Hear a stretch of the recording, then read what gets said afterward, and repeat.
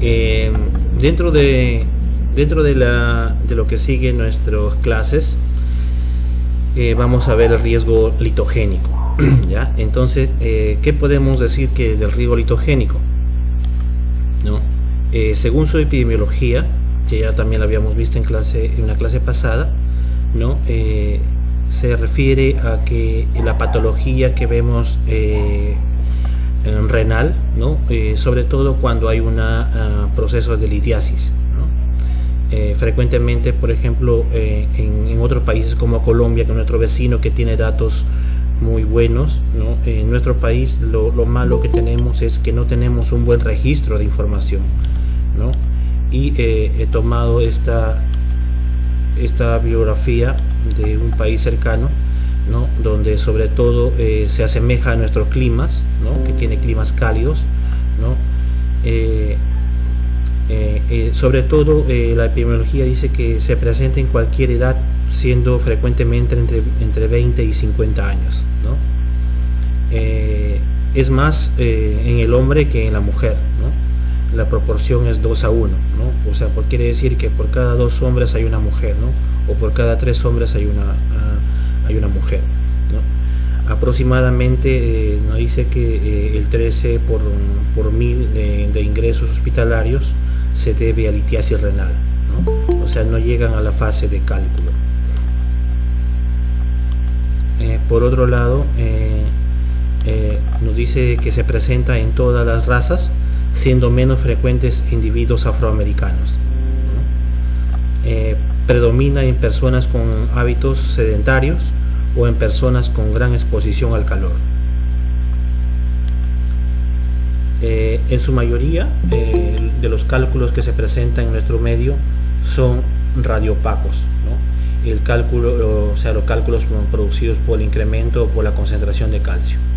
Son menos frecuentes y son completamente radiolúcidos en los cálculos de ácido úrico, ¿no? que ya lo vimos también en láminas pasadas, cómo se presenta su color. Por otro lado, vemos también de que hay factores que predisponen a la formación de cálculos o problemas de litiasis.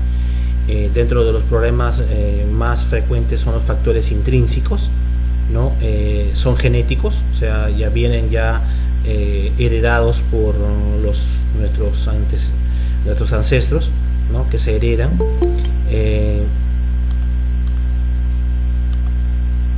También es por disturbios metabólicos.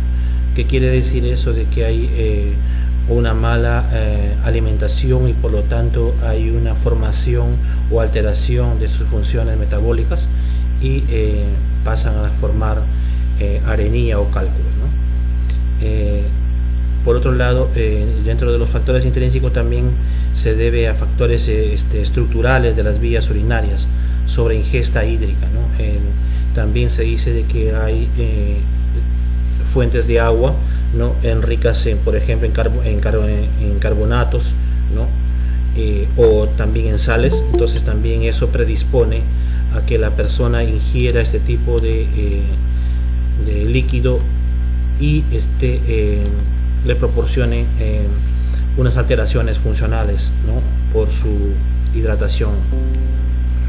El otro son los factores extrínsecos, ¿no? Que son, o sea, esos son dentro del organismo, estos son fuera del organismo, ¿no? Geográficos, zonas de temperatura cálida, ¿no? Y también se debe a dietas, ¿no? Y ocupacionales, como la vida sedentaria que muchos trabajadores tienen, ¿no? De acuerdo a la actividad laboral que tienen.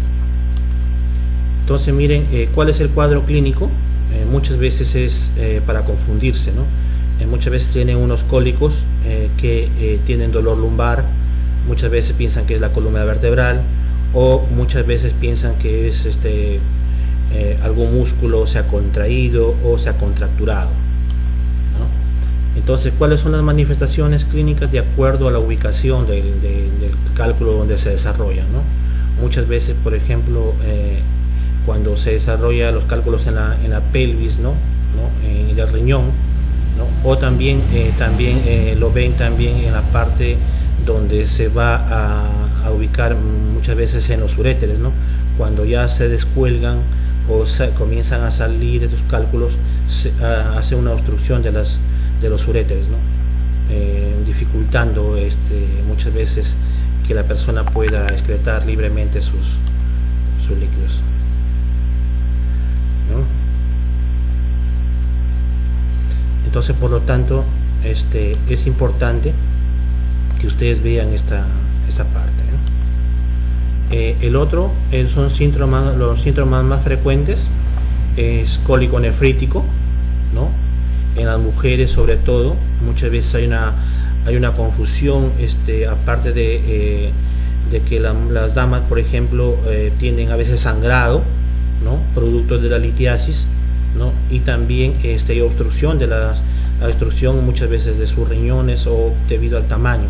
Entonces la generación de la obstrucción, ¿no? Es fuerte en la mujer cuando está en el riñón, porque para ellos es más fácil, ¿no? Eliminar esas piedras, pero cuando hay un crecimiento en el riñón o hay una litiasis elevada, entonces produce trastornos y muchas veces sangrado en el transcurso de su depresión. Muchas veces se confunde, ¿no? Porque a veces hay dolor incluso de las piernas, de rodillas, entonces hay un taponamiento de su salida de los cálculos, ¿no?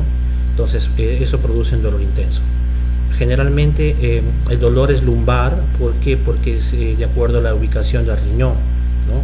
Se irrita toda la parte de esa zona, ¿no? Y muchas veces les puede provocar náuseas, muchas veces fiebre, incluso por el mismo dolor, ¿no? El dolor lumbar es persistente, ¿no?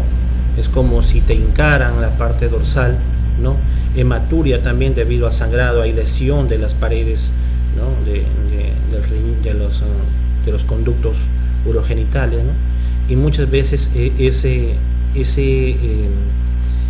sangrado que tienen o hay unas pequeñas lesiones de las paredes del sistema urogenital, muchas veces a las bacterias que están en la parte de la vagina o cuando tienen una actividad sexual, muchas veces esas bacterias pueden entrar ¿no? y producir una infección renal, ¿no? o una infección urinaria. Para hacer un diagnóstico no solamente nos vamos a basar en los análisis de laboratorio, ya sea pH, ya sea creatinina, ¿no? ya sea uratos, ¿no? o todo lo que es los elementos morfes. Necesariamente tiene que hacerse una técnica por diagnóstico, ¿no? de imagen, ¿no? una radiografía generalmente en la parte pélvica, donde van a ver la estructura de los riñones y van a ver también la vejiga, ¿no? También hay tomografías que hacen, ¿no? donde puede ver más explícitamente con cortes sagitales al interior, ¿no? de estos órganos. El diagnóstico clínico debe confirmarse mediante una técnica de imagen apropiada, ¿no? Por ejemplo, en lo que se trata de exploración con rayos X, ¿no? que son las radiografías, ¿no?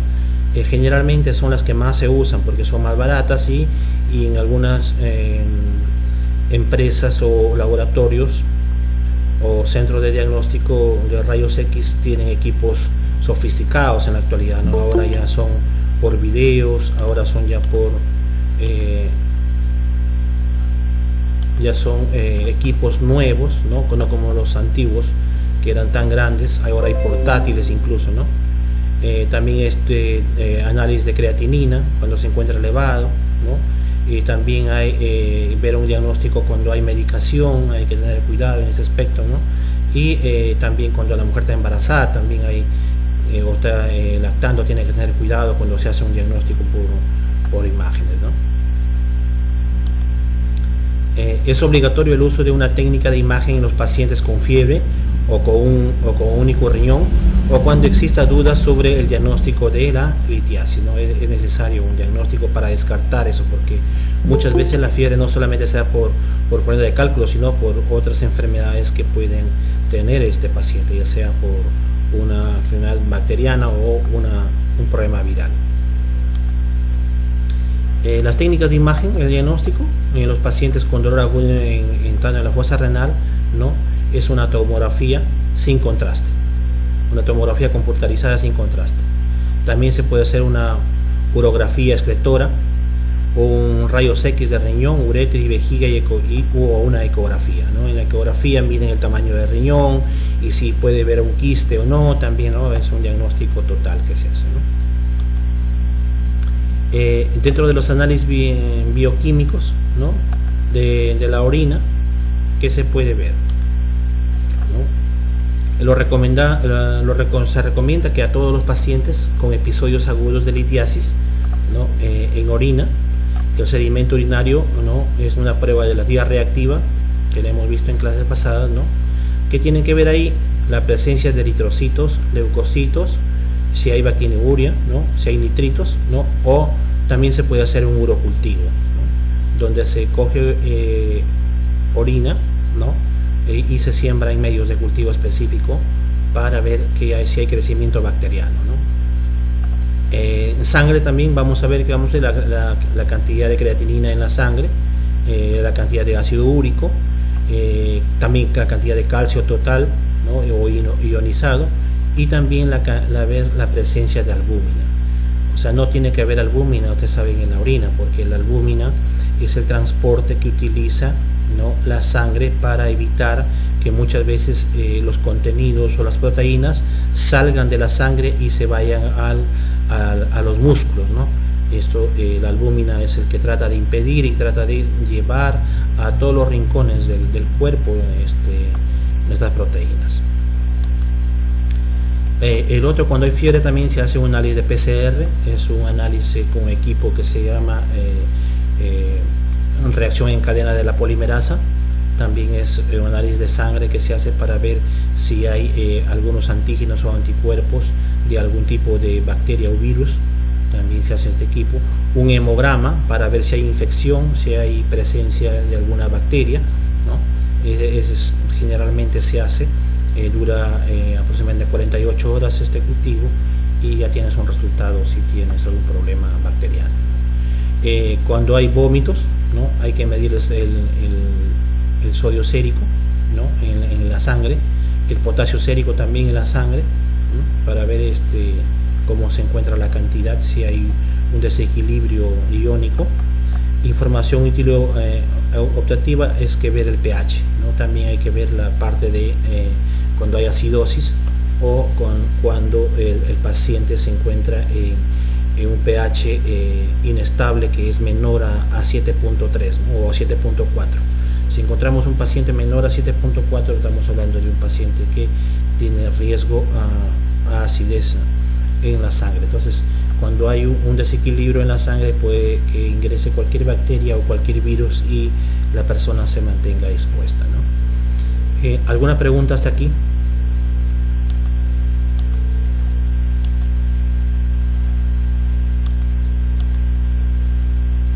¿Sí me escuchan? ¿Alguna pregunta? No, profesor. Ya. Entonces continuamos continuamos todavía unos par de minutos para dejarlo en la 17, ¿ya? Entonces miren, en un análisis de orina se recomienda 2 recogidas de orina de 24 horas por cada serie de análisis. ¿Por qué? Porque vamos a ver, ustedes dirán, ¿por qué de 24 horas? A ver, ¿quién me responde a esa pregunta? Pregunta de examen. Ismael, a ver, ¿por qué de 24 horas una orina para ver si tiene litiasis? Porque para coger la orina para ver todo lo que puede contener la orina, ¿no? Para poder también, y además que la orina de 24 pues tiene más componentes de lo que tiene el paciente. Ya, está bien. A ver, Iris, ¿por qué se recomienda de 24 horas? ¿Por qué crees tú?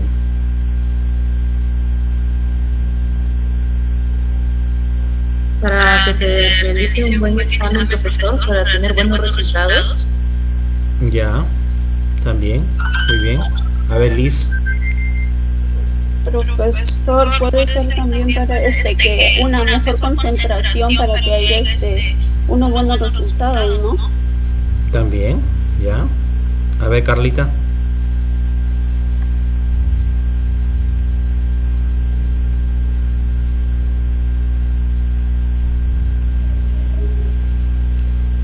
profesor. A ver, María. Sirve para evaluar la función de los riñones también.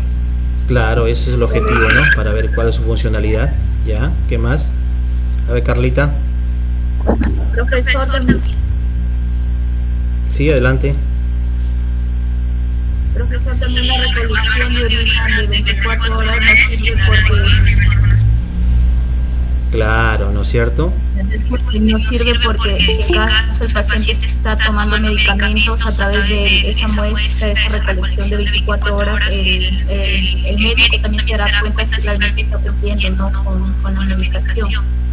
Claro, en una orina de 24 horas tienes más posibilidades tú de encontrar algún analito que no se esté vigilando, ¿no? Porque como son diferentes horarios que se va a tomar, ¿no?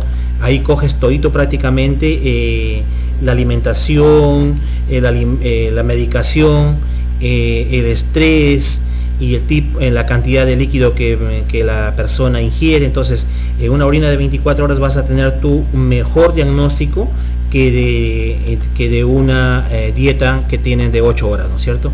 Ese es lo importante, ¿no? Muy bien. Entonces,